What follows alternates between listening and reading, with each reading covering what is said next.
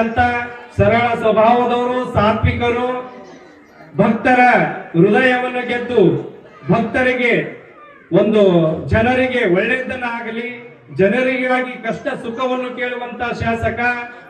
ನಮಗೆಲ್ಲ ಸ್ವಾಮಿ ಸಂಕುಲಕ್ಕೆ, ಮಠ ಮಂದಿರಗಳಿಗೆ, ಗುಡಿಗಳಿಗೆ ದಾನವನ್ನು ಮಾಡಿ, ಅನುದಾನವನ್ನು ಕೊಟ್ಟು ಇವತ್ತಿನ ದಿನ ನಾವು ಎಲ್ಲಾ ಕಡೆ ಛತ್ತನ್ನು ನೋಡ್ತಾ ಇದ್ದೀವಿ. ಮೊದಲೆಲ್ಲ ಛತ್ ಇದ್ದಿದ್ದಿಲ್ಲ.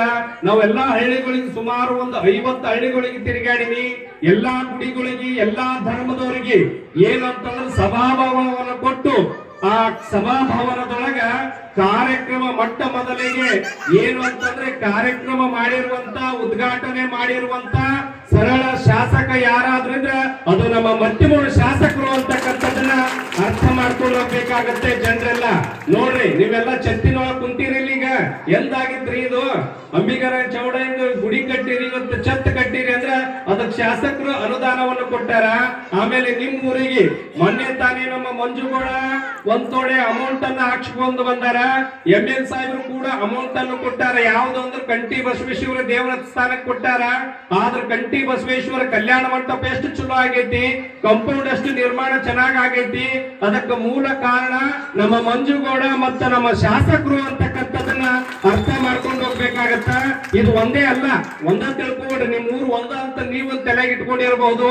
ನಮ್ಮ ನಾಗೂರ್ ಇರಬಹುದು, ತಡಕಲ್ಲಾಗಿರ್ಬಹುದು, ಜೂಣಿಗಾಗಿರ್ಬಹುದು, ಆ ಕಡೆಗೆ ಯಾವ್ದು ಅಂತಂದ್ರು ಡೊಂಗರ್ಗಾವ್ ಹಿಡ್ಕೊಂಡು ಸುಮಾರು ಈ ಕಡೆಗೆ ಎಷ್ಟು ಹಳ್ಳಿಗಳು ಬರ್ತಾವಲ್ಲ, ಅಷ್ಟು ಹಳ್ಳಿಗಳಿಗೆ 1600 ಏನು ಅಂದ್ರೆ ಕೋಟಿ ಹಳ್ಳಿಗಳಿಗೆ ಅನುದಾನವನ್ನು ತಂದು ಅಭಿವೃದ್ಧಿ ಮಾಡಿ ಇವತ್ತಿನ ದಿನ ನಾನು ಅಂತ ಇರ್ತೀನಿ ಶಾಸಕರಿಗೆ ಎಲ್ಲಾ ಕಡೆ ಅನುದಾನ ಕೊಡ್ತೀನಿ ಅನ್ನತ್ತೀರಲ್ರಿ. ಈಗ ಹೆಂಗ್ ಕೊಡ್ತೀರಿ? ನಿಮ್ಮಲ್ಲಿ ಅನುದಾನನೇ ಇಲ್ಲ, ನಿಮ್ಗೆ ಅಷ್ಟು ಬಜೆಟ್ ಬರಂಗಿಲ್ಲ, ನೀವೆಲ್ಲಾ ಕಡೆ ಕೊಡ್ತೀನಿ ಅಂತ ಹೇಳ್ತೀರಲ್ಲ, ಹೆಂಗ ಅಂತ ನಾ ಕೇಳಿದ್ರು.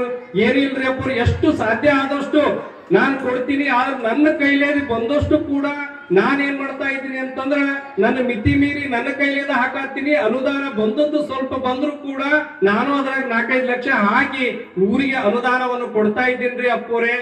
ಏನು ಮಾಡಕ್ ಆಗಂಗಿಲ್ಲ, ಅನುದಾನ ಕೊಡ್ಬೇಕಂಬುದು ಬಹಳ ಅದ. ಮ್ಯಾಲಿನ ಬಜೆಟ್ ಇಲ್ಲ, ನಾವೊಬ್ಬ ಏನ್ ಮಾಡಕ್ ಆಗತ್ತ ಅಂತ ಬಹಳ ಪದೇ ಪದೇ ಹೇಳ್ತಿರ್ತಾರ. ನಾನು ಅಂತಿರ್ತೀನಿ, ನಮ್ಮ ಮಟ್ಟಕ್ಕಿಂತ ಸ್ವಲ್ಪ ಹಾಕ್ರಿ ಅಂತಿರ್ತೀನಿ. ನನಗೂ ಕೂಡ ಕೇಳೋಷ್ಟು ಬಾಯಿ ಇಲ್ಲ. ಏನ್ ಮಾಡಕ್ ಆಗತ್ತ? ಈಗ ಸರ್ಕಾರ ಅವ್ರದಿಲ್ಲ, ಬಜೆಟ್ ಕೂಡ ಇರಂಗಿಲ್ಲ. ಸ್ವಲ್ಪ ಬಜೆಟ್ ಬಂದ್ರಾಗೆಲ್ಲ ಎಲ್ಲರಿಗೂ ಕಾರ್ಯಕರ್ತರಿಗೆ ಹಂಚಬೇಕು, ಈ ಕಡೆಗೆ ಎಲ್ಲರಿಗೂ ಸಂಭಾಳಿಸ್ಬೇಕು. ಮನೆಯ ಮಕ್ಕಳಿಗೆ ನಾವು ಸಂಭಾಳಿಸ್ಬೇಕಾದ್ರೆ ಬಹಳ ಕಷ್ಟ ಅದ. ಮನೆಯ ಮಕ್ಕಳು ಮಾತು ಕೇಳಂಗಿಲ್ಲ. 170 ಹಳ್ಳಿಗಳಿಗೆ ಸಂಭಾಳಿಸ್ಬೇಕಂತ ಅಂದ್ರೆ ಸುಮ್ಮನೆ ಆಗತ್ತೇನ್ರಿ? ಆದ್ರೂ ಕೂಡ 80 ವರ್ಷ ಆಗದೆ ಇರುವಂತ ಕೆಲಸ 5 ವರ್ಷದಲ್ಲಿ ಯಾರು ಮಾಡಿ ತೋರ್ಸಾರ ಅಂದ್ರೆ ನಮ್ಮ ಬಸವರಾಜ ಮತ್ತಿಮೂರು ಶಾಸಕರು ತೋರ್ಸಾರ ಅಂತಕ್ಕಂಥದನ್ನ ಎಲ್ಲರೂ ಕೂಡ ಅರ್ಥ ಮಾಡ್ಕೊಂಡು ಹೋಗ್ಬೇಕು. ಇವತ್ತು ಒಂದು ಯಾವುದೇ ಕಾರ್ಯಕ್ರಮ ಇರಬಹುದು, ಅವರು ಧರ್ಮ ಪತ್ನಿ ಕೂಡ ಕಾರ್ಯಕ್ರಮಕ್ಕೆ ಹೋಗ್ತಾರ. ಯಾರ ಧರ್ಮ ಪತ್ನಿ ಅವ್ರು ಎಲ್ಲರೂ ಕಾರ್ಯಕ್ರಮಕ್ಕೆ ಶಾಸಕರು ಎಂದೂ ಕೂಡ ಕಳಿಸಂಗಿಲ್ಲ. ಆದ್ರೂ ಶಾಸಕರು ಬಿಡುವಿರ್ಲಿಲ್ಲ ಅಂದ್ರೂ ಕೂಡ ಅವ್ರ ಧರ್ಮ ಪತ್ನಿ ಜಯಶ್ರೀ ಮತ್ತಿಮೂರು ಧರ್ಮ ಪತ್ನಿ ಏನದಾರಲ್ಲ, ಒಂದು ನಿಮ್ಮ ಮನ್ಯಾಗ ತೊಟ್ಲ ಕಾರ್ಯಕ್ರಮ ಇರಬಹುದು, ಮತ್ತೊಂದು ಲಗ್ನ ಮುಹೂರ್ತಗಳು ಇರಬಹುದು, ನೀವು ಯಾರೇ ಕರೆದ್ರು ಕೂಡ ಕಾರ್ಯಕ್ರಮಕ್ಕೆ ಎಂದೂ ಕೂಡ ತಪ್ಸಂಗಿಲ್ಲ. ತಮಗೆ ಎಷ್ಟು ದಾನ ಧರ್ಮ ಮಾಡ್ಬೇಕು, ನಿಮ್ ಮನೆಗೆ ಬಂದು ಸೀರೆ ಕೂರ್ಸ ಆದ್ರೂ ಕೊಟ್ಟು ಹೋಗ್ತಾರ. ಇಲ್ಲಾಂದ್ರೆ ಬೆಳ್ಳಿ ಸಾಮಾನು ಒಂದು ಕೈಯಾಗ ವಸ್ತು ಕೊಟ್ಟು ಅವ್ರಿಗೆ ಏನಂತಂದ್ರೆ ಸಾಂತ್ವನ ಮಾಡಿ ಹೋಗ್ತಾರ. ನಮ್ಮ ಜಯಶ್ರೀ ಮತ್ತಿಮೂರು ಅವರು ಮೊನ್ನೆ ಅಂಕಲ್ಗೆ ಕೂಡ ಬಂದಿದ್ರು. ಅಲ್ಲಿಯೂ ಕೂಡ ಅಲ್ಲ, ಪ್ರತಿಯೊಂದು ಹಳ್ಳಿಗೂ ಕಾರ್ಯಕ್ರಮ. ಇಬ್ರು ಕೂಡ ಧರ್ಮ ಪತ್ನಿ ನಮ್ಮ ಬಸವರಾಜ ಮತ್ತಿಮೂರು ಶಾಸಕರು. ಇವ್ರಿಬ್ರು ಹೆಂಗ ಅಂತಂದ್ರ ಒಂಥರ ನಾವು ಜೋಡಿ ಮೇಲೆ ಕುಂತರು ಪಾರ್ವತಿ ಪರಮೇಶ್ವರ್ ನೋಡಿದಾಗ ಆಗ್ತಿರ್ತದ. ಅಂತ ಜೋಡಿಗಳು ಯಾರಂದ್ರ ನಮ್ಮ ಮತ್ತಿಮೂರು ಶಾಸಕರು ಜಯಶ್ರೀ ಮತ್ತಿಮೂರು ಅದರ. ಅಂತವ್ರು ನಮ್ಮ ಭಾಗಕ್ಕೆ ಸಿಕ್ಕಾರ ಅಂತಂದ್ರ ನಮ್ಮದೇ ಒಂದು ಜನರ ಪುಣ್ಯ ಅದ ಅಂತಕ್ಕಂಥದ್ದನ್ನ ಅವರಲ್ಲಿ ಕೂಡ ಶರಣಾರ್ಥಿಗಳನ್ನ ಹೇಳ್ತಾ ನಮ್ಮ ಮಲ್ಲಿಕಾರ್ಜುನ ಮರ್ತೂರ್ ಅಣ್ಣವರು ನೋಡಿ